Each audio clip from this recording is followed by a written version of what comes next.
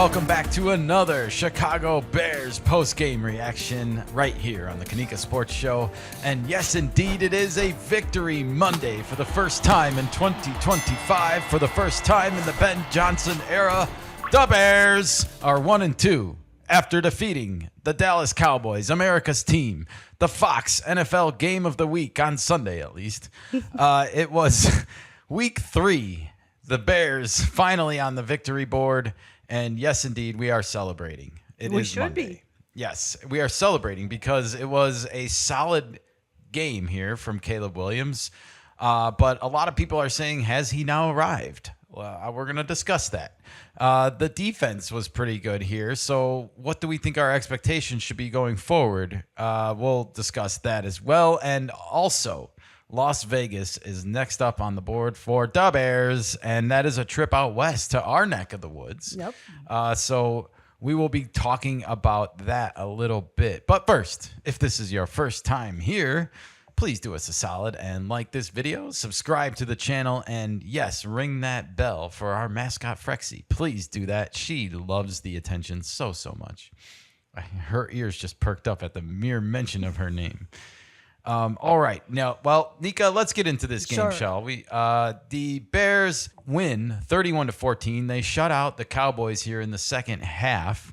And a lot of people are talking today, did Caleb Williams arrive yesterday? He had by all accounts, a great game. His final stats, 19 for 28. That's a 67% completion percentage. 298 yards. 239 of them coming in the first half, and 4 touchdowns in this game, including just a magnificent highlight reel flea flicker that we're going to talk about in a minute, to Bears' second-round draft pick, Luther Burden III. So just good to see some new Bears getting involved. Definitely. So do you think that Caleb's breakout game was yesterday? Well, I think he's actually quieted his critics a little bit. Okay, They don't fair have enough. much of a leg to stand on, and they really didn't to begin with, which makes me nervous because, it makes me feel like Caleb's in this situation where nothing's ever going to be good enough for him. No. But Okay. case in point, he's now leading the NFL in touchdown passes as of this morning. He and Aaron Rodgers are tied atop the leaderboard. I mean, when's the last time a Chicago Bears quarterback was leading the NFL in touchdown passes after week 3? I don't think we've ever.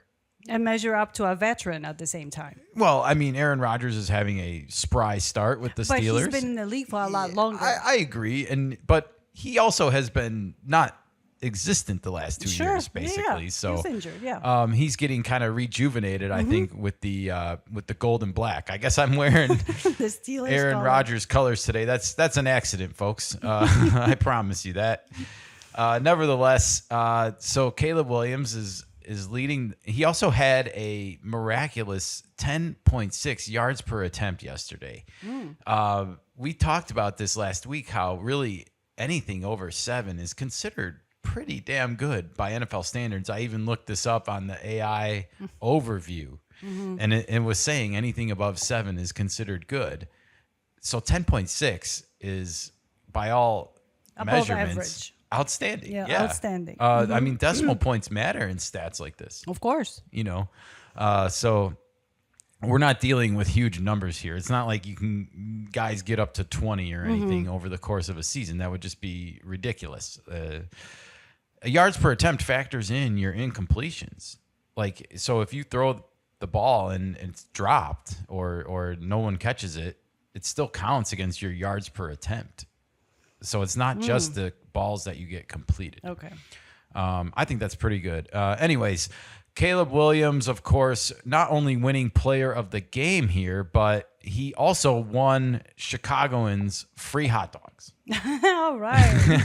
Thank you so much, Caleb Williams. How did this happen, Nika? Well, the Wieners Circle, a popular Chicago local hot dog joint. I think that's the best way to call it. A neighborhood hot dog joint. Mom and pops. They put out a tweet last week. This tweet went out on September 19th, so that would have been Friday.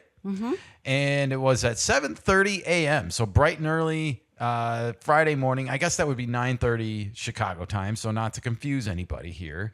9:30 Chicago time, the marketing department for the Wiener Circle gets into action and says, hey, let's double down on Caleb Williams this week. And they wrote a tweet that said, if Caleb throws 4 TDs on Sunday, we will give away free hot dogs on Tuesday. So that's tomorrow.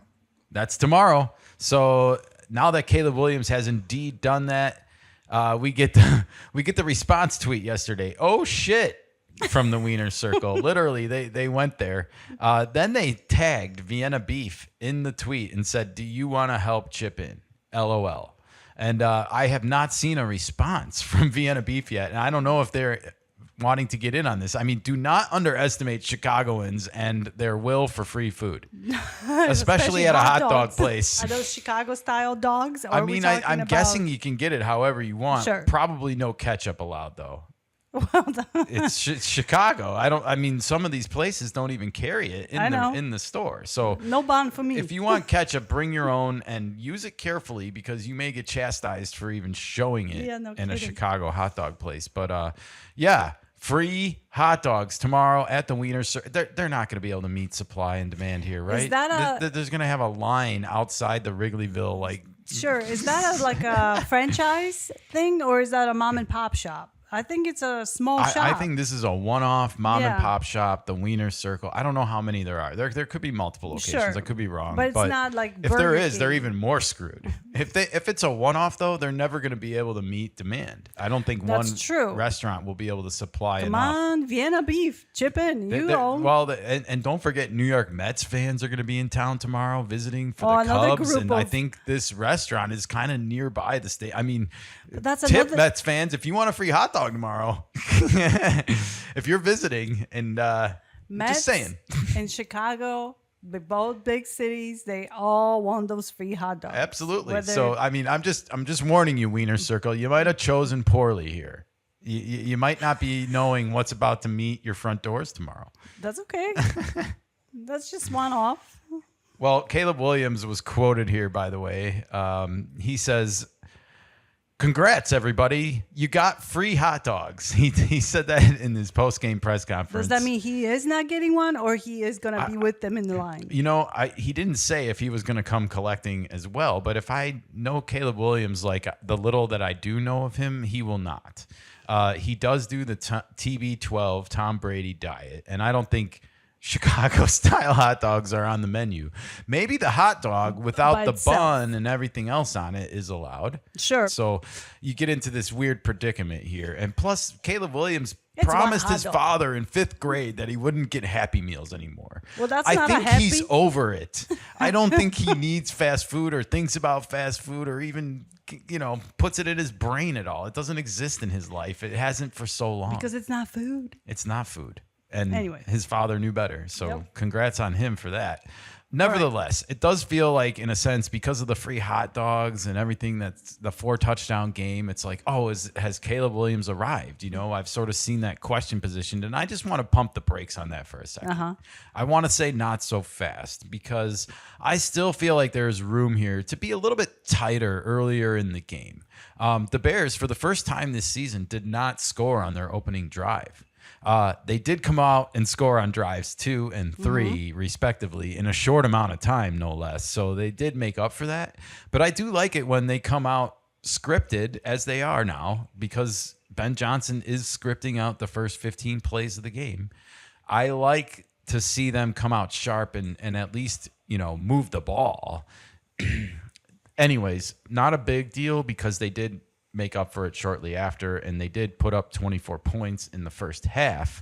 So they put the Cowboys more than 10 points down at halftime. And then the defense, of course, held them scoreless in the second half. We'll talk about the defense in a second. But the highlight for me in this game was the flea flicker. It's the play everyone's talking about because DeAndre Swift tossed it back to Caleb so high in the air, and it felt like it floated in there forever. Look, this was not the smoothest looking flea flicker I've ever seen run, okay? But it is so cool that the Bears even are running plays like this right now. Like, we haven't been this kind of an offensive team really that I can remember in my lifetime. Maybe we ran flea flicker with Rex Grossman and Thomas Jones or something that I don't remember. I'm not saying it's never happened, but it's been so long, I think, since we've had some kind of trick plays and stuff like that on offense. And that fits as a trick play. Oh my gosh. And then, Deceiving. say what you want about the actual toss back to Caleb Williams, but he threw a ball on that play, 60 yards in the air, landed like a dime right on Luther Burden III's hands. That's our new second-round draft pick wide receiver, and he's a dog, according to Ben Johnson, since they drafted him. So it's nice to see him get involved, get his first touchdown catch here, a 65-yarder no less. He also had another great completion later on in the game, but this was the highlight reel for sure. And this is something I want to say. Ben Johnson, I think, is making football fun for Caleb Williams and for this team. And we're not seeing it all at once right away, but when you see plays like this, I think they addressed this play in the post game, and they talked about how they practiced it all week. And that just shows me that he's interjecting fun into this team to get them excited about playing the game. You can't just be boring vanilla all the time. Yes, you have to be boring vanilla sometimes. Of course. But you have to sprinkle in a little bit of everything and make it fun for people, for everybody. Even for the players. That's what I mean. You have to make it fun for the players. They will buy into your system more than. So I loved all this. Different. It was great. The other thing I want to say is the Bears finally, to me, came out in the second half and made some adjustments. We've seen them come out flat in the second half. Second half, and I got really nervous yesterday because the Cowboys came out and I believe they punted on their first drive. They had to have because they didn't score in the second half. But they punted on their first drive, and we get the ball back, and right away it's 3rd and 10, 2 incompletions. And I was outside grilling at the time. I was finishing up our lunch. And I remember hitting my head on my forehead like, oh, here we go again, like coming out of halftime, 0 for 2, 3rd and long. And then I came in. I put my phone in my pocket like begrudgingly. I'm like, I'm not going to watch this on my phone. Yeah. And I came back in, and we still had the ball. And I was like, oh, what happened? And so I looked, and of course we converted that 3rd down. We still had the ball, and we wound up keeping the ball for over 9 minutes. And this turned into a touchdown drive. The second half of the Bears versus the Cowboys was very different than the previous 2 games. Yeah. Very different. Well, that was a huge 3rd down conversion. Caleb Williams yesterday, I believe, was 7 for 10 on 3rd down conversions in this game as a passer. That's great. That's good. 70%, that's outstanding on 3rd down. So that's getting it done. Like we said, it wasn't the Caleb's fault. For all the lost games before. I felt like he was being unfairly criticized big time last week, especially by the Chicago media and some of the national media like Colin Cowherd. Oh, gosh. Talk about clickbait, man. You keep it here for real, authentic coverage, folks, because we won't bullshit you. We will tell you when it's ugly, and we will celebrate when it's good, and we won't overreact like today, like a lot of people are, and anoint Caleb the new king of the North or something. They bend the knee? I guess. I don't know. But something that I bet Caleb Williams was really happy about that we should point out in this game is this is the first game in Caleb Williams' young career that he was not sacked one time. Oh, I bet that's great for him. I bet he's probably feeling great. And you know what that means, Caleb. I don't care about the hot dogs. Dinner. Steak dinner for the offensive line. Ding, ding, ding, ding, ding. I know no one in the media has brought this up yet today. We are going to bring it up. Whenever your offensive line does not give up a sack, you owe them steak dinner. Boom. Steak dinner. Yep. So, I mean, if I'm Joe Tooney, the captain of the offensive linemen, I'm going to pick a restaurant, and my $40 million guaranteed quarterback is going to take me out for steak dinner. Boom. There's plenty of restaurants in Chicago. I would choose Ditka's, a little ceremonial, go in honor of the 85 Bears. It's the 40th anniversary. You got $40 million. There's a lot of alignment here. Okay, fine. I'll give you that one. No, I mean, you can't go wrong with Ditka's, right? Like, go announce yourself. Make yourself known. The Bears are in town, folks. Yeah. It's a Throw your weight place around. to be. Yeah. Go get I mean, Caleb, if you're smart, you'll be like, hey, it's on the house, right? I'm Hey. Caleb Williams. You want me to come back? Exactly. Flex a little, everybody. Oh, good times, good fun. Hey, it's Victory Monday here on the Kanika Sports Show. Bears post-game reaction. Let's talk about the defense. Okay. Dennis Allen was, of course, under scrutiny, the defensive coordinator, after the Bears gave up 52 points to the Detroit Lions last week. It was ugly. That game was 28-14 at halftime. It should have been 21-14 at halftime. We talked about all of that last week on our reaction show. Nevertheless, the Bears defense turned it around this week, and they did it shorthanded because we lost TJ Edwards again last week at Detroit after they rushed back from injury. And Jalen Johnson now is on injured reserve. He's going to have special surgery on his groin. That's too bad. He's out for the year.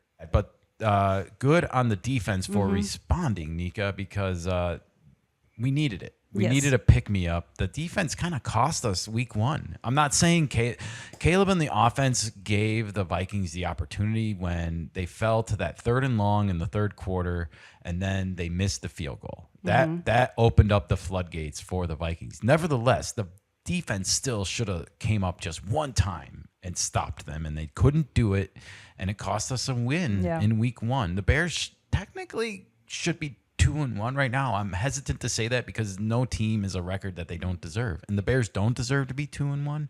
I'm just kind of saying they should be, since they were winning 17-6 after the first 3 quarters. You're such a fanboy. I know. I'm just trying to oversell it to people, I guess, maybe a little bit. All right, Tremaine Edmonds. He had such a great game here. He had 2 interceptions yesterday, 2 takeaways from Dak Prescott, and really stepped up in the absence of TJ Edwards. So Tremaine Edmonds stepping in for TJ Edwards. Good pickup, getting those 2 interceptions.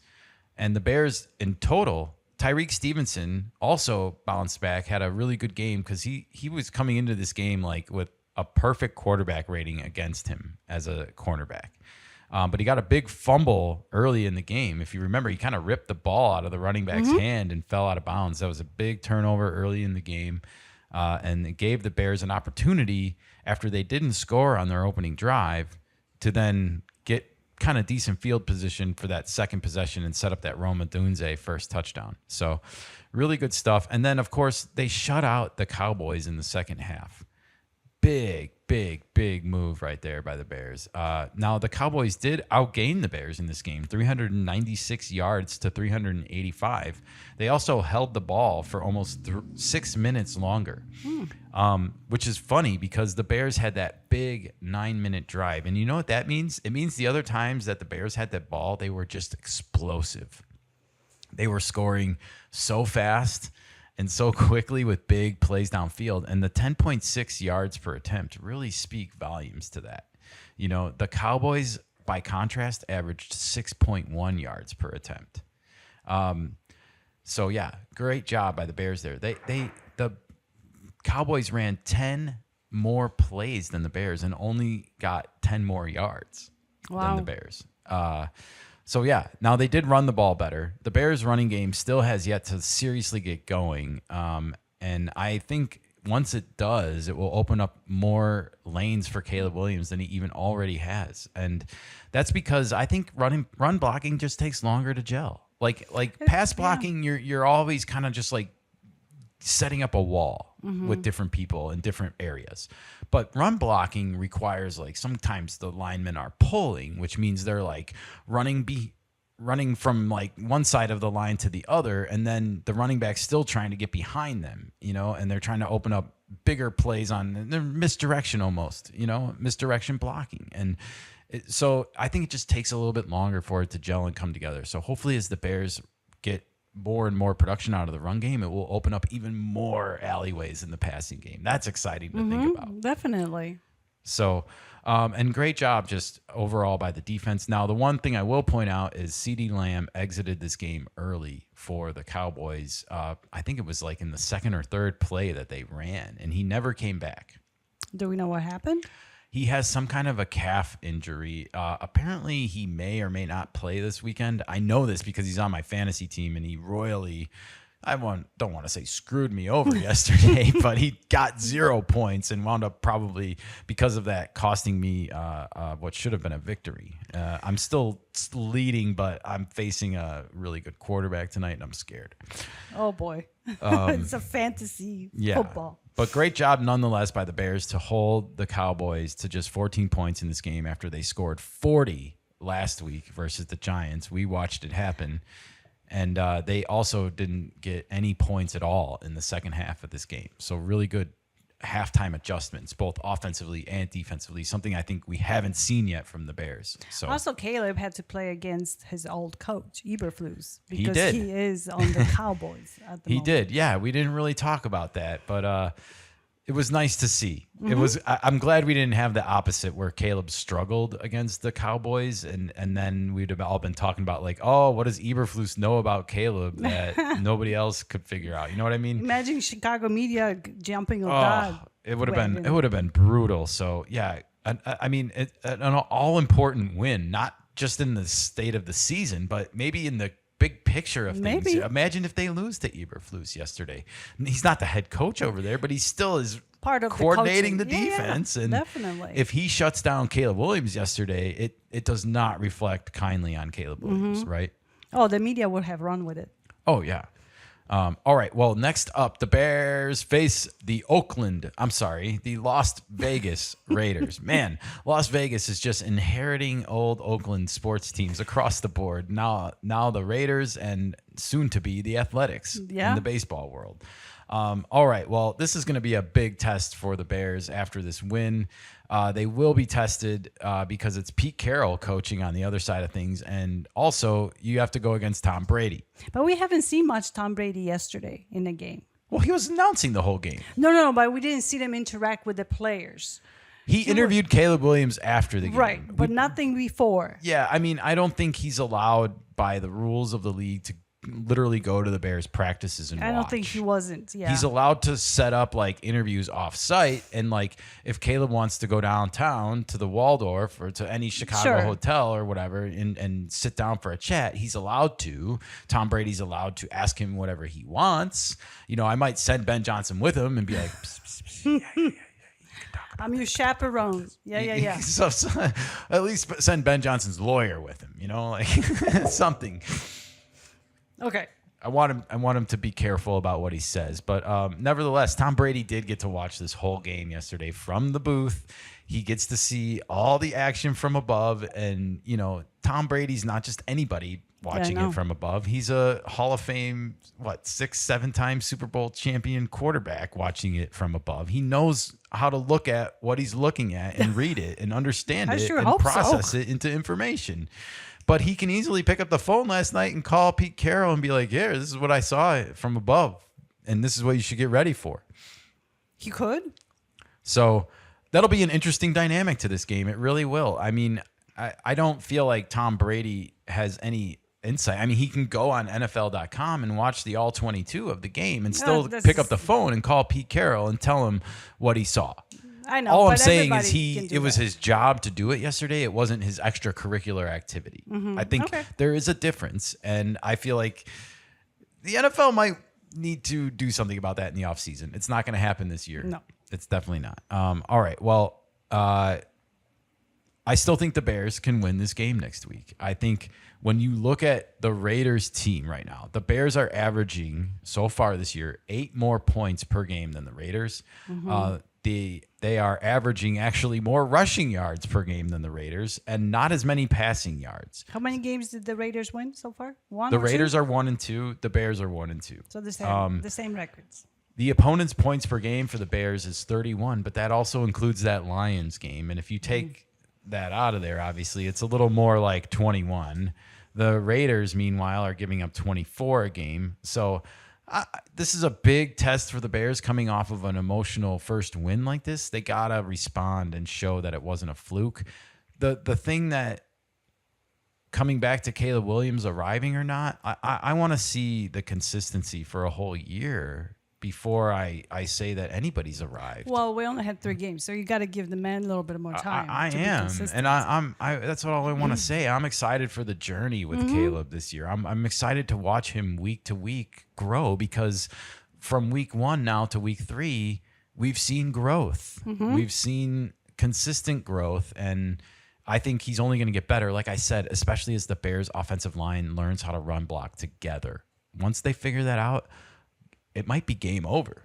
We might have an offense to be feared. Well, time will tell. Time will tell. All right. Well, we will be back here at the end of this week with a Bears pregame show against the Raiders. We'll get a little bit more in depth with this upcoming matchup.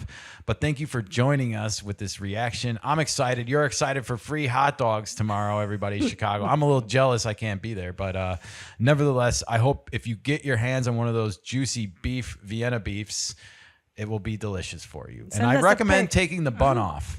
Send us a picture. Send us a picture, indeed. All right. Well, let us know what you thought of this Bears win. Let us know if you're getting a free hot dog. And keep it here on the Kanika Sports Show throughout the week as we cover the end of the Major League Baseball season, all the fallout from WrestlePalooza on ESPN, and the next week of NFL Bears action. Stay tuned, everybody.